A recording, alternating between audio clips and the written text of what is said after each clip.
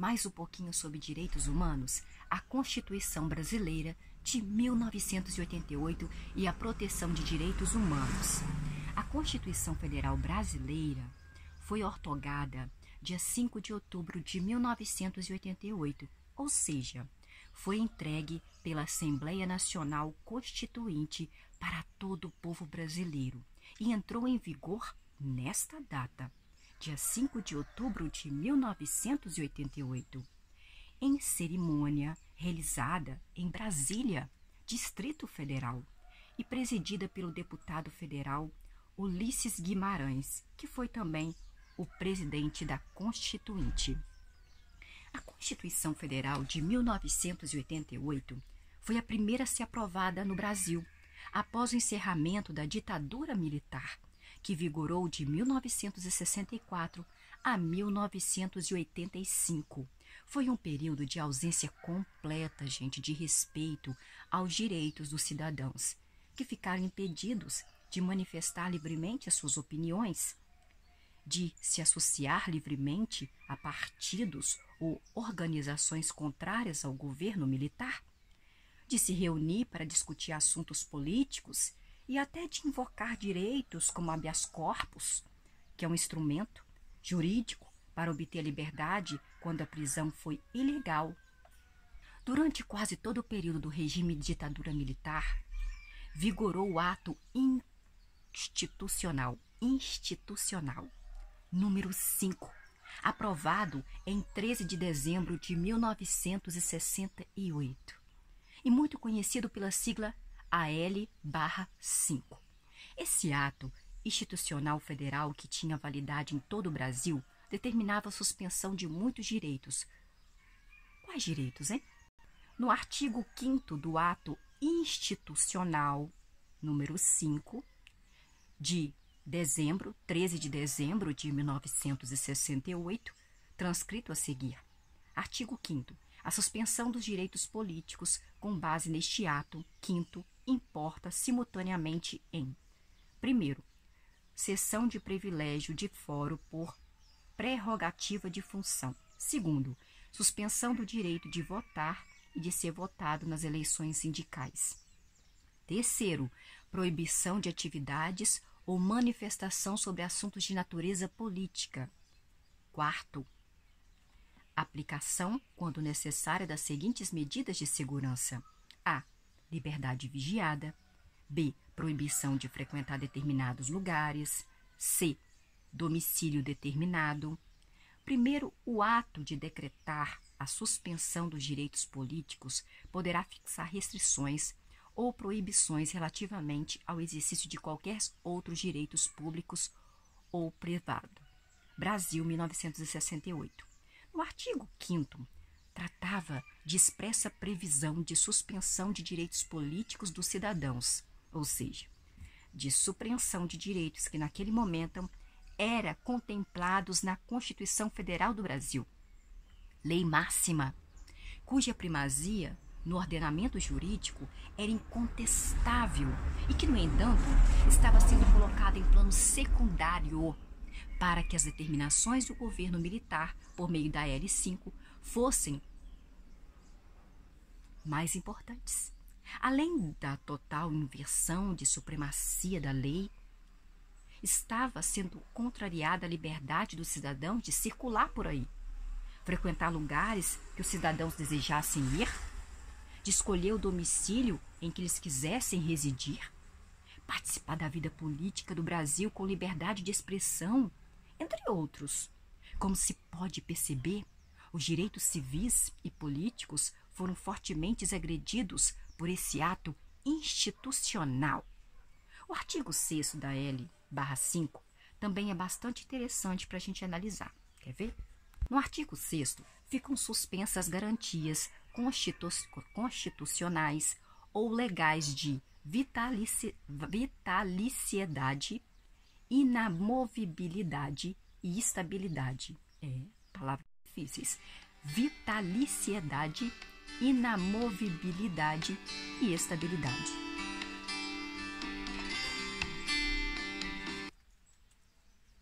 Bem como de exercício em funções por prazo certo, Artigo 1º. O presidente da República poderá, mediante decreto, demitir, remover, aposentar ou pôr em disponibilidade quaisquer titulares das garantias referidas.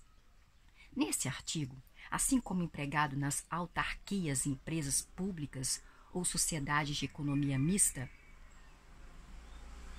e demitir, transferir para a reserva ou reformar militares ou membros das polícias militares, assegurados, quando for o caso, os vencimentos e vantagens proporcionais ao tempo de serviço, está lá, em 1968, na lei. As garantias de vitaliciedade,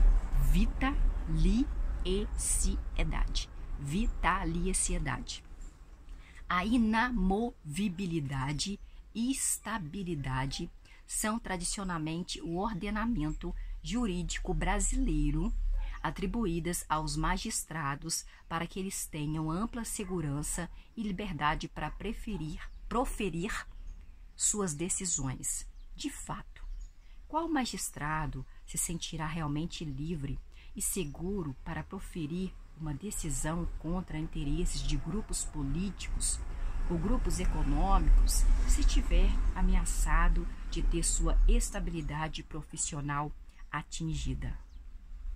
E, por vezes, perigosa para o exercício da atividade de magistrado, hein? Não é? Será? E ainda que magistrado se sentirá seguro para proferir uma decisão se estiver sob ameaça de perder a vitaliciedade do cargo, conquista por meio do concurso público ao qual ele submeteu e foi aprovado, hein? Essas 3 garantias não são otorgadas pela Constituição Federal em prol da pessoa, mas sim do cargo. Elas garantem que o magistrado, no exercício de seu trabalho, possa tomar todas as decisões legais necessárias, mesmo aquelas que contrariem interesses de poderosos, porque os magistrados são protegidos contra qualquer tipo de vingança, mas se quiser matar, que possa afetar a liberdade e a estabilidade de seu cargo. Pois bem, a L5 de 1968 acabou com essas garantias dos magistrados, e o que demonstra claramente o arbítrio com que se conduziram aqueles que criaram e implementaram essa lei. Com base no parágrafo 1º do artigo 6º da L5, foram aposentados compulsoriamente muitos professores de universidades públicas em todo o Brasil, muitos dos quais eram jovens e poderiam ter trabalhado por muitos anos em benefício do conhecimento, da pesquisa e da cultura do Brasil. Mas, em razão da determinação arbitrária do ato institucional, deixaram de contribuir para a formação do conhecimento científico e para a produção cultural do Brasil. O Jornal da Folha de São Paulo diz assim a notícia: em 30 de dezembro, saiu a primeira lista de cassações com 11 deputados federais, dentre eles Márcio Moreira Alves, do partido MDB do Rio de Janeiro, Hermano Alves, do partido MDB do Rio de Janeiro, Renato Archer, do partido MDB do Maranhão.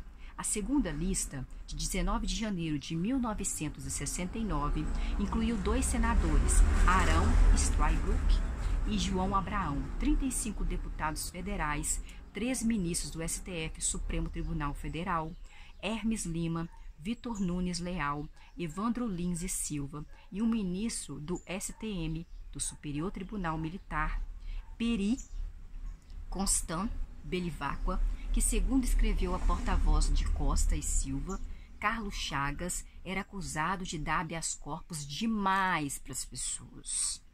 3 meses desde a adição do AL5, encarregados dos inquéritos políticos, passaram a poder prender quaisquer cidadãos por 60 dias, 10 dos quais deveriam permanecer incomunicáveis. Em termos práticos, esses prazos destinavam-se a favorecer o trabalho dos torturadores, conta Hélio Gaspari no livro A Ditadura Envergonhada. 66 professores foram expulsos das universidades, dentre eles Fernando Henrique Cardoso, Florestan Fernandes e Caio Prado Júnior. Emissoras de televisão e de rádio e redações de jornais foram ocupadas por censores artistas como Marília Pêra, Caetano Veloso, Gilberto Gil, que foram apenas os primeiros a conhecer as carceragens da polícia política. Ao todo, 333 políticos têm seus direitos políticos suspensos lá no ano de 1969, dos quais 78 deputados federais, 5 senadores, 151 deputados estaduais, 22 prefeitos e 23 vereadores. O Congresso permanece fechado até outubro, quando é reaberto para eleger Médici, o AL5. Naquela época, né, gente? Não é o dia de hoje, não, tá? 5 de outubro desse ano, não. Como se pode perceber, os direitos civis e políticos dos cidadãos brasileiros foram fortemente agredidos durante o período da ditadura militar, gente. E por essa razão, a primeira Constituição Federal aprovada após esse período, em 5 de outubro de 1988, tinha, gente, que destinar parte expressiva de seus artigos para tratar de direitos fundamentais, individuais e coletivos. Dessa maneira, registrar histórica e politicamente que os cidadãos brasileiros e os estrangeiros residentes no Brasil têm direitos que devem ser respeitados por todos os governos, porque são direitos fundamentais para a completa realização da cidadania. Direitos fundamentais. Conceito e classificação de direitos fundamentais. A expressão direitos fundamentais já nos dá uma boa ideia do conteúdo desses direitos. Evidentemente, relacionamos direitos fundamentais com direito à vida, direito à liberdade, direito à segurança, entre outros que igualmente podemos considerar como inseridos nessa classificação de direitos fundamentais. Vamos procurar definições que possam nos auxiliar a formar uma ideia mais concreta sobre direitos fundamentais. Nestor Sampaio Penteado Filho, ele fala o seguinte: a doutrina costuma empregar expressões como, por exemplo, liberdades públicas, liberdades de direitos civis fundamentais, direitos humanos, direitos públicos, subjetivos, entre outros. Para designar direitos fundamentais, estes seriam situações jurídicas objetivas e subjetivas, definidas no direito positivo em prol da dignidade, em prol da igualdade, em prol da liberdade da pessoa humana. Você, eu, nós todos somos. E você é pessoa humana, não é? Você é pessoa humana. É, né? Nós somos pessoa humana. Os direitos fundamentais estão esculpidos. Nossa, os direitos fundamentais estão esculpidos, principalmente no artigo 5º da CF, rol meramente exemplificativo, pois não se exclui outros direitos e garantias expressos na Carta, aqueles decorrentes dos princípios básicos do regime democrático implícitos, bem como os que advirem de tratados internacionais dos quais o Brasil seja signatário, diz Penteado Filho em 2009, na página 47 do seu livro. O que ele nos ensina é que doutrinadores de direitos, ou seja, os estudiosos dessa área do direito, costumam atribuir aos direitos fundamentais outras denominações, como, por exemplo, liberdades públicas, direitos humanos. Isso, no entanto, não tem maior importância desde que as diferentes denominações utilizadas sempre permitam compreender que se tratam de direitos essenciais, sem os quais a vida humana não tem segurança e não se manifesta em toda a sua plenitude e potencialidade. Toda e qualquer pessoa de quem tenha sido subtraído um único dos direitos fundamentais estará vivendo em situação anômala, alijada de uma condição objetiva, essencial para a garantia de sua plenitude como pessoa. Marcar que aí tem aula, tá? Sem os quais a vida humana não tem segurança e não se manifesta em toda a sua plenitude e potencialidade. Toda e qualquer pessoa de quem tenha sido subtraído um único dos direitos fundamentais estará vivendo em situação anômala, aliada de uma condição objetiva e essencial para a garantia da sua plenitude como pessoa. É assim que podemos compreender os direitos fundamentais. Por serem fundamentais, são essenciais, parte integrante da própria condição humana. Na Constituição Federal Brasileira de 1988, os direitos fundamentais se encontram alojados no artigo 5º, mas como ensina o professor Nestor Penteado, aquela é uma relação de direitos de caráter exemplificado e não taxativo. Isso significa afirmar que os outros direitos que não estejam especificamente contemplados naquele artigo também deverão ser respeitados pelo Estado e por outros cidadãos, porque são parte integrante do rol de direitos fundamentais por estarem relacionados com o que é da essência da pessoa humana.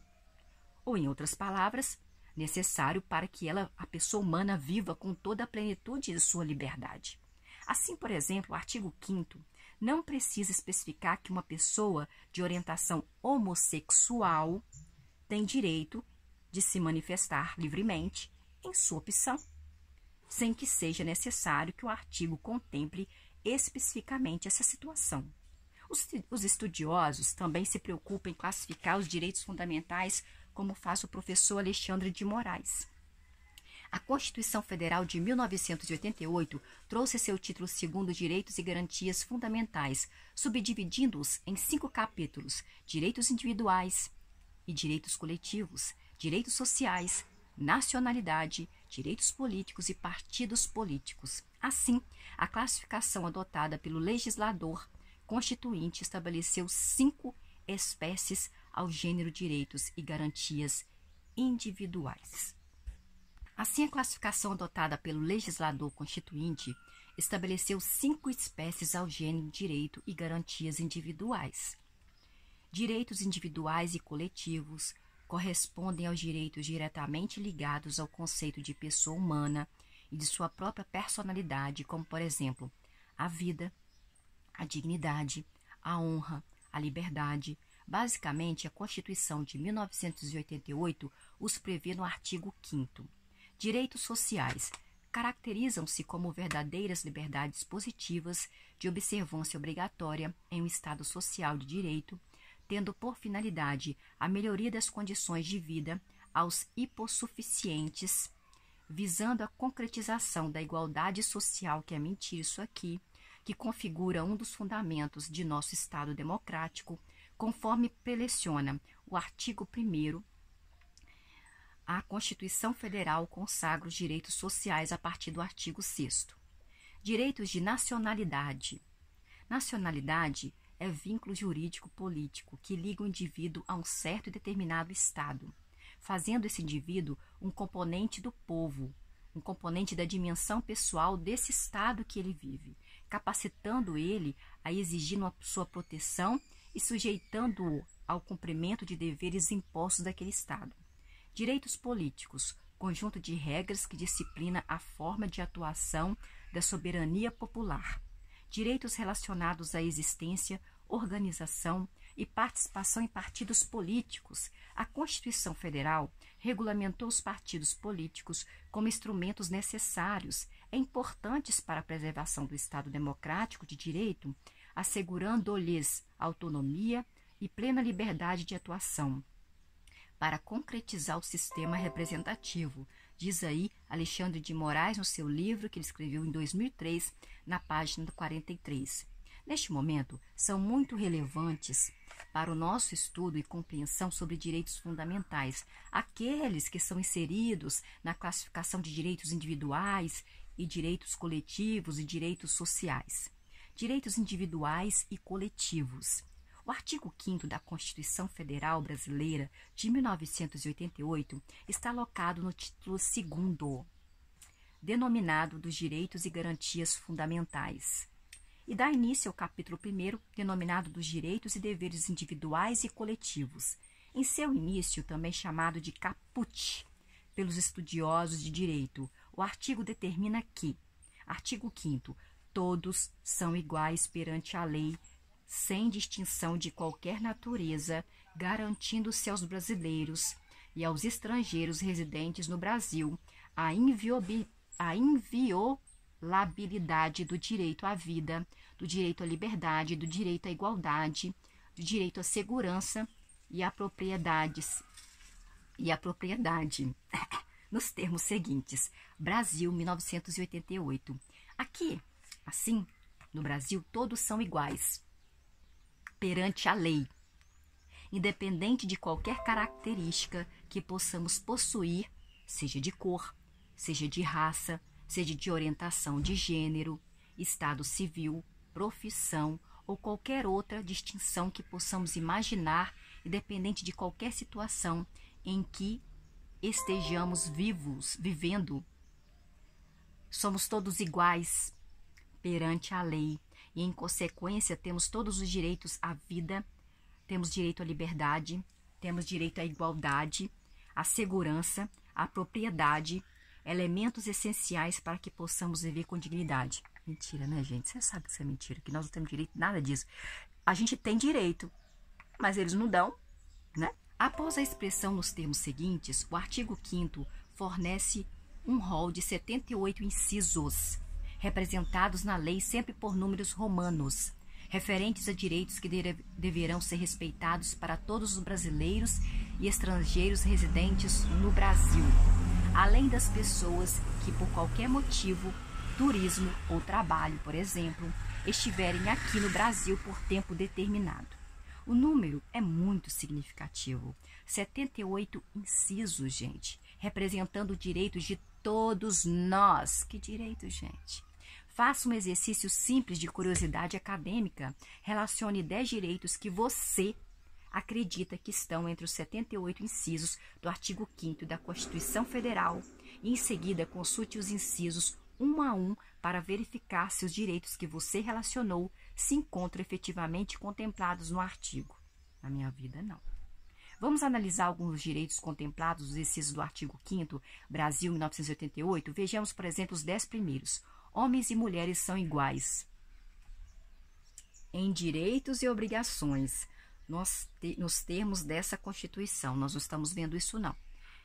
A Constituição Federal garante igualmente de direitos e obrigações entre homens e mulheres, seja no tratamento uns com os outros, seja no dever de criar e educar os filhos, por exemplo. Assim, nenhuma prática de machismo precisa ser tolerada por mulheres, porque a maior lei do Brasil garante a igualdade entre homens e mulheres. De outro lado, nenhuma exigência desproporcional pode ser feita por qualquer mulher, invocando sua condição de gênero, porque, em tese, homens e mulheres, na lei, são iguais e têm os mesmos direitos e deveres. Segundo, ninguém será obrigado a fazer ou deixar de fazer alguma coisa senão em virtude de lei. Todos somos obrigados a cumprir as leis em vigor no Brasil, mas em contrapartida de nenhum de nós será exigível que se comporte de uma determinada forma sem que haja lei que nos obrigue a isso. Nenhuma exigência poderá ser feita, como, por exemplo, para pagarmos uma taxa ou um imposto, se não houver lei que defina essa obrigação. Terceiro, ninguém será submetido a tortura, nem a tratamento desumano ou degradante.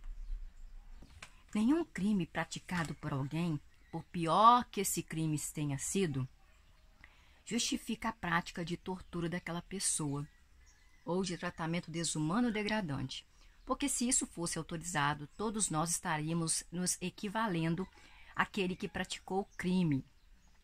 Tortura é sempre violência e não uma forma de investigação de nenhum ato criminoso praticado. A tortura e o tratamento desumano ou degradante são sempre contrários à Constituição Federal, Lei Maior do Brasil. Nono, é livre a manifestação do pensamento, sendo vedado o anonimato. A manifestação do pensamento é sempre livre.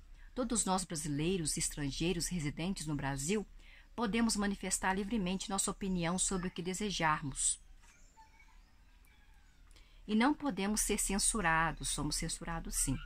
Há que se considerar, no entanto, que fica proibido o anonimato. Tem que falar o nome, né? Ou seja, a manifestação do pensamento sem que se identifique o autor do comentário. Isso significa que o direito de se manifestar impõe responsabilidades para quem o faz, de modo a gerar inclusive o dever. Nenhum crime praticado por alguém, por pior que esse crime seja, justifica a prática de tortura ou de tratamento desumano ou degradante, porque se isso fosse autorizado, todos nós estaríamos nos equivalendo àquele que praticou o crime. A gente já está fazendo a mesma coisa que aquele que praticou o crime. Tortura é sempre violência e não é uma forma de investigação de nenhum ato criminoso praticado. A tortura e o tratamento desumano ou degradante são sempre contrários à Constituição Federal, Lei Maior do Brasil. É livre a manifestação do pensamento, sendo vedado o anonimato. A manifestação do pensamento é sempre livre.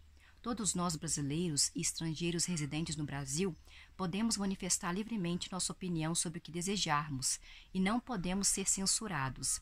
Há que se considerar, no entanto, que fica proibido o anonimato, ou seja, a manifestação do pensamento sem que se identifique o autor do comentário. Isso significa que o direito de se manifestar impõe responsabilidades para quem faz o comentário, de modo a gerar inclusive o dever de retratar ou de indenizar aquele que tiver sido prejudicado pelos comentários feitos por outra pessoa. Em outras palavras, a liberdade de manifestação impõe responsabilidades, o que é muito bom para a harmonia e o equilíbrio da sociedade. Quinto, é assegurado o direito de resposta proporcional ao agravo, além da indenização por dano material, moral ou à imagem. Todo aquele que for mencionado pela imprensa ou em um livro ou ainda em uma rede social, tem direito de resposta, que significa que pode expressar sua opinião contrária àquela que foi exposta. E nos casos em que a referência à pessoa tenha sido negativa e depreciativa, sem motivo ou comprovação, poderá gerar a obrigação de pagar indenização por danos materiais, danos morais ou a imagem que tenha sido prejudicada. Sexto, é inviolável a liberdade da consciência e de crença, sendo assegurado o livre exercício dos cultos religiosos e garantida, na forma da lei, a proteção aos locais de culto religiosos e suas liturgias. A Constituição Federal garante a todos a liberdade de praticar suas crenças e cultos religiosos que desejarem, inclusive a liberdade de não ter nenhuma crença e nem praticar nenhum tipo de culto religioso. Os locais de prática de cultos e de manifestação religiosas devem ser respeitados por todas as pessoas, obrigatoriamente, mesmo que discordem das práticas e crenças. Discordar é possível, mas degrinir, destruir, é completamente vetado pela Constituição Federal.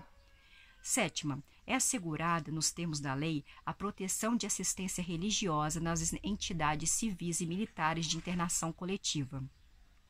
A assistência religiosa, ou seja, a presença de alguém que profere a religião, que professe a religião e atue como orientador ou aconselhador, será garantida às entidades civis e religiosas de internação coletiva, como, por exemplo, nas penitenciárias ou hospitais. É direito daquele que se encontra preso ou internado, inclusive por razões de ordem psicológica ou psiquiátrica, ter acompanhamento religioso quando necessitar ou solicitar. Oitavo, ninguém será privado de direitos por motivo de crença religiosa ou de convicção filosófica ou política, salvo se as invocar para eximir-se de obrigação legal a todos imposta e recusar-se a cumprir prestação alternativa fixa em lei. Todos nós podemos professar crença religiosa ou possuir a convicção filosófica ou política que desejarmos. Essa diversidade é muito importante para a sociedade, permite que nós, seres humanos, aprimoremos nossas perspectivas de mundo, mas para isso é imprescindível que haja respeito uns pelos outros. Nossas ideias diferentes não devem nos afastar, ao contrário, são um ponto de partida para nos aproximar e nos permitir pensar com maior amplitude de perspectivas. Somos diferentes, mas não necessariamente divergentes. Temos muito a aprender uns com os outros e por isso a Constituição Federal garante que todos tenhamos os nossos direitos preservados. independentemente das nossas crenças e convicções religiosas, filosóficas ou políticas. 9. É livre a expressão da atividade intelectual, artística, científica e de comunicação, independentemente de censura ou licença. Todos temos liberdade para nos expressar na atividade intelectual, artística, científica ou de comunicação, e não podemos ser censurados por isso. Podemos escrever livros, podemos escrever artigos de revistas ou de jornal, podemos encenar peças de teatros, podemos pintar, compor letras de músicas, compor poemas, com total liberdade de expressão, sem precisar consultar previamente quem quer que seja para saber se podemos agir assim. Mas, novamente, aqui a liberdade implica responsabilidade. Utilizar a arte para incitar a violência de gênero, por exemplo, outras práticas criminosas em geral, pode resultar em consequências negativas que terão por objetivo preservar a dignidade humana e o equilíbrio da vida em sociedade. Artigo 10º. São invioláveis a intimidade. São invioláveis a intimidade, a vida privada, a honra e a imagem das pessoas, assegurando o direito à indenização pelo dano material ou pelo dano moral decorrente da sua violação. Todos os brasileiros e os estrangeiros residentes no Brasil têm direito à sua intimidade. Todos devemos ser respeitados em nossa vida privada, em nossa honra e imagem, e nenhum ato pode ser praticado contra esses valores constitucionalmente protegidos. Quem expuser sem autorização fatos de nossa vida privada em redes sociais ou em órgãos de imprensa, por exemplo, poderá ser responsabilizado por isso e condenado judicialmente a indenizar os prejuízos causados. Esses 10 incisos que foram analisados brevemente nos permitem ter uma noção de amplitude dos direitos fundamentais individuais e coletivos protegidos pela Constituição Federal Brasileira. Alguns outros exemplos são também muito importantes para entendermos que vivemos em um Brasil ou em um país cuja lei mais importante protege verdadeiramente as pessoas, tanto os brasileiros como os estrangeiros aqui residentes ou que estejam de passagem pelo Brasil. Artigo 5º da Constituição Federal, por exemplo. Artigo 11º. A casa é asilo inviolável do indivíduo, ninguém nela podendo penetrar sem consentimento do morador, salvo em caso de flagrante delito ou desastre, ou para prestar socorro ou durante o dia por determinação judicial. A casa é protegida como um lugar inviolável, no qual ninguém poderá entrar sem o expresso consentimento do morador. Isso significa que mesmo a autoridade policial, quando quiser realizar uma investigação, deverá estar munida de um mandado judicial por meio do qual obtém autorização para entrar na casa e procurar pessoas, bens ou documentos relativos a um ilícito criminal. Em casos de flagrante delito ou de um desastre, como um desabamento ou alagamento em razão de fortes chuvas, não serão necessário para ninguém estar autorizado para ingressar na casa de outra pessoa, porque a emergência é um motivo suficiente e forte para autorizar a entrada da pessoa na casa daquela pessoa.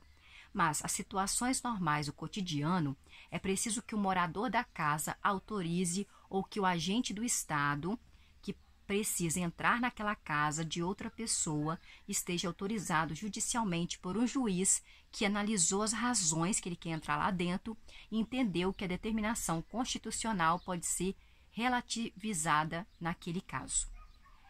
A 12ª. É inviolável o sigilo da correspondência e das comunicações telegráficas, de dados e das comunicações telefônicas, salvo no último caso por ordem judicial, nas hipóteses na forma que a lei estabelecer para fins de investigação criminal ou instrução processual penal. Todos temos direito à privacidade e, portanto, a inviolabilidade de nossa correspondência é só uma consequência desse direito. Ninguém pode abrir a correspondência de outra pessoa sem estar autorizado para isso, e principalmente autorizado pelo destinatário da correspondência. Na atualidade, precisamos entender que o termo utilizado pela Constituição Federal, correspondência, pode ser aplicado a muitas outras formas de comunicação, além daquela tradicionalmente exercida por meio de cartas entregues pelos correios. Também se inclui correspondência às mensagens eletrônicas e as mensagens trocadas por aparelhos celulares. Em todos esses casos, a privacidade estará protegida pela Constituição Federal. Mas, como sempre, existem exceções que devem ser analisadas. O Poder Judiciário, por meio da Justiça do Trabalho, já entendeu em inúmeros julgamentos recentes que os computadores utilizados no trabalho, assim como os celulares utilizados no trabalho, na vida profissional, são parte da atividade laborativa e, por consequência, não estão protegidos pelo princípio do sigilo e da privacidade. Se o empregado recebe o computador e o celular para utilizar no serviço, não pode invocar o direito à privacidade ou o direito ao sigilo das mensagens eletrônicas trocadas com o uso daquele computador ou daquele celular. A atividade profissional a ser exercida com aqueles equipamentos deve ser de conhecimento de seu empregador, do dono, pela razão pela qual o sigilo não se justifica. 15º. É livre a locomoção no território nacional em tempo de paz, podendo qualquer pessoa, nos termos da lei, nele entrar, permanecer ou dele sair com seus bens. A liberdade de circulação no território nacional é essencial para todos os brasileiros e estrangeiros residentes no Brasil, ainda para aqueles estrangeiros que se encontram no Brasil por um determinado tempo, a trabalho ou para o turismo. Circular livremente, escolher aonde quer ir e onde quer permanecer. É um direito essencial de toda pessoa, razão pela qual a Constituição Federal Brasileira consagra esse como um direito fundamental. No entanto, repare que existe um outro direito protegido nesse inciso, o direito de sair do Brasil com seus bens, para qualquer destino que a pessoa desejar e que a receba. Alguns países do mundo restringem a entrada e permanência de estrangeiros em seu território, como é o caso dos Estados Unidos, que exige que a pessoa tenha um visto de entrada e, mesmo assim, só autoriza a permanência por um período determinado de tempo nos Estados Unidos. O visto é concedido pela embaixada norte-americana no país de origem da pessoa que deseja viajar para lá, como acontece aqui no Brasil, lugar em que os Estados Unidos mantêm embaixada localizada em Brasília e consulados nas grandes capitais, locais em que é possível obter o visto de entrada nos Estados Unidos. Mesmo com o visto obtido, a pessoa só poderá ficar nos Estados Unidos por um determinado período de tempo. Depois de expirado esse tempo, poderá ser deportado dos Estados Unidos para o Brasil. Em outros países, como os que pertencem à União Europeia, por exemplo, Itália, Inglaterra, Alemanha e França, entre outros, não é preciso visto para ingressar no país, mas uma vez que você tenha passado pela barreira de imigração, só pode ficar naquele território durante 90 dias. Fim dos 90 dias, deverá se retirar para o seu país de origem ou para outro país, porém fora do território da União Europeia. Acredite, nem todos os países do mundo respeitam essa liberdade. Em alguns países do mundo, o cidadão não pode sair sem justificar a razão de sua viagem. E mesmo assim poderá ser proibido de sair daquele país. Em outros países, sair é impossível. Não há autorização para isso, salvo se a viagem for de interesse do governo. Isso ocorre, evidentemente, em regimes totalitários, não democráticos, em que o governo é exercido por um grupo de pessoas que não respeitam os direitos humanos. Infelizmente, esses regimes políticos ainda existem no mundo em que nós vivemos. Artigo 16. Todos podem reunir-se pacificamente, sem armas, em locais abertos ao público, independente de autorização, desde que não frustrem outra reunião anteriormente convocada para o mesmo local, sendo apenas exibido prévio aviso à autoridade competente. Reunir-se pacificamente para qualquer tipo de atividade, pode ser esportiva, pode ser política, pode ser cultural, pode ser até de lazer, é um direito de todos os cidadãos.